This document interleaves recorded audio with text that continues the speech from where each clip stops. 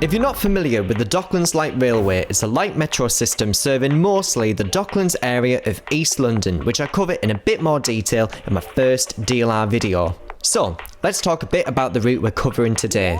Well, I'm starting at Stratford and heading down to Poplar, veering off east towards Canning Town and then back north to Stratford with an additional branch to Stratford International, hence the Stratford Loop. But why am I calling at Stratford twice? Well, Stratford is home to not one, but two DLR stations, one station serving destinations such as Canary Wharf and Lewisham, and the other serving Woolwich Arsenal and Stratford International. Now that that's out the way, let's find out where I'm at right now. On our way to Pudding Mill Lane station. I do love the views of the Elizabeth Park, Queen Elizabeth Park. Lovely little vantage point there. Shortly afterwards, I crossed over the Greenway to get to the next station, Pudding Mill Lane. So here I am at Pudding Mill Lane. The station was actually resited because of the Crossrail tunnels that were built in the station's place. I will say though, Pudding Mill Lane is probably my favourite looking DLR station building so far. I just love just how grand it looks. Like, yeah, I really like the architecture of this one. It's bellissimo. Alright, so we're gonna head to Boar Church and let's see what is in between. After leaving Pudding Mill Lane, I crossed over the River Lee and the A12, heading towards the next station, Boar Church. However, I did need to make a quick stop at a different station in the vicinity. This here is the now disused Boar Road station, not to be confused with Boar Road on the London Underground. This station lies on a section of track that opened on what was a branch line of the London and Blackwall Railway that I spoke about in last week's video. In fact, Boar Church station on the DLR lies just south on what was a former railway station called Boar that was also connected with the London and Blackwall Railway, as well as the Essex Main Line. It used to run further north past an Old Ford station to Victoria Park station, where it connected with what's now the London Overground. Remnants of the old viaducts as well as Victoria Park station can still be found today. Now that I visited Boar Church DLR, I got to Devons Road and continued south where I crossed the Limehouse Cut. I needed to get back on the other side of the DLR, so I used this footbridge here, which, directly below, used to be the location of what was the former South Bromley station. You know, it's hard to imagine while looking out below that there used to be a railway station here. It's all been completely demolished, I think, since 1944. The only thing that exists is just this footbridge here. I passed through Langdon Park to get to the next station, Langdon Park. Wonder where they got the name from. So I've just made it to Langdon Park Station, opened in 2007. It was formerly going to be called Carmen Street. So we are going to move on to, I think it's All Saints next? I think it's All Saints. While on my way to All Saints Station, I couldn't help but not think of other All Saints songs in my head. Anyway, there was something else to note in the area that I wanted to talk about. In the vicinity is Crisp Street Market, which, if you're not familiar, it's the UK's first ever pedestrianised market, which I thought was really interesting. And the other interesting thing about All Saints is that it did, before it was the DLR, it did used to be called POPLAR, which I know I tried to make a pun last week about, oh, you know, I guess Poplar was popular, and then I thought it was so corny, so I cut it out. I'm not even going to finish that off. I'm like cringing before I even finish that pun. Alright, and I want to talk a bit about the history of the Poplar stations as I run over to Poplar. So take it away, me.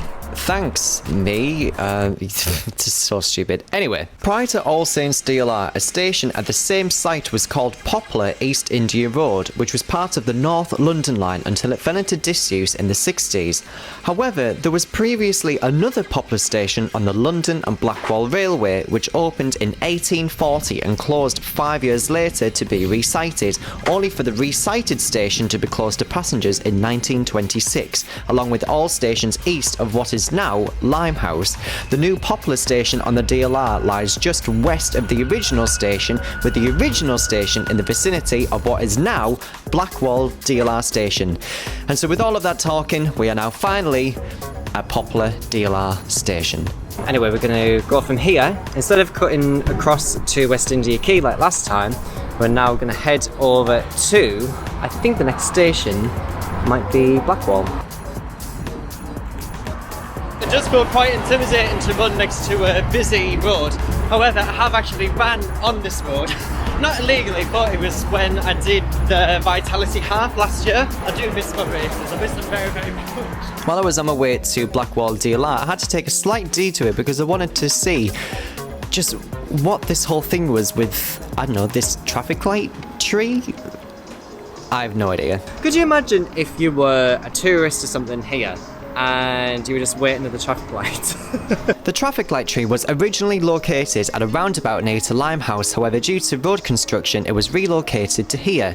We're also in the vicinity of Billingsgate Market, which is the UK's largest indoor fish market. With all of that in mind, let's head over to Blackwall DLR. Blackwall Station. Cool beans. We're actually going to be crossing over the Blackwall Tunnel Road. Just in front of me is the portal for Blackwall Tunnel. Very busy road. I'm just going to come away from the traffic. There is a lot to talk about with the Blackwall Tunnel, so I'm going to talk about that right now. Blackwall Tunnel first opened in 1897 for better connectivity in East London, primarily for goods. As tunnel usage skyrocketed over the years, increasing congestion, a second tunnel bore was opened in 1967 so the tunnels can carry northbound and southbound traffic separately. Blackwall Tunnel is currently the furthest east tunnel for vehicles, which has had a major impact on congestion in the area.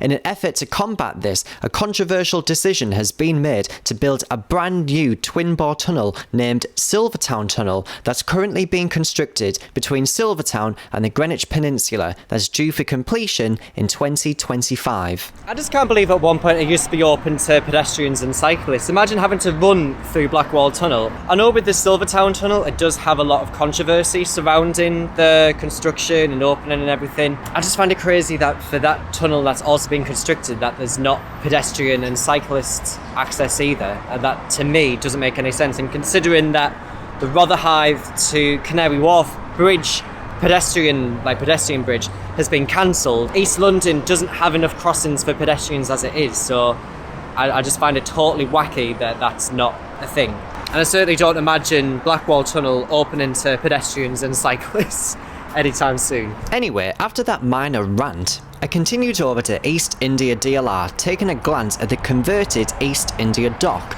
though I wanted to take a closer look at the Meridian Line. Now this here is what's known as the Prime Meridian Walk, and it's because the Meridian Line cuts directly through here, and in fact you can even see it through the building just there. Oh, what an absolute cracking view here. Absolutely gorgeous. And you know what it is? Because the tide's high, you can smell like the salt that's in the air. Super, super nice. I'll definitely be coming back here again because yeah, it's just stunning. Really, really nice. Really quiet and peaceful. Very nice. We're in the vicinity of what was Blackwall Station, the terminus of the London and Blackwall Railway. It has been demolished and has been converted into housing. After reflecting on Blackwall Station, I then started to make my way over to Canning Town, but before I did that I had a quick peek into East India Dock Basin, and I also took a little bit of a detour to go through what is known as Boar Creek Ecology Park. As much as you have the construction on the other side of Boar Creek, this bit is super, super peaceful. It's just in the vicinity of Canning Town Station. We're going to be there in just a moment, but going through Boar Creek Ecology Park, surprisingly nice. I don't know why I say surprisingly, but anyway.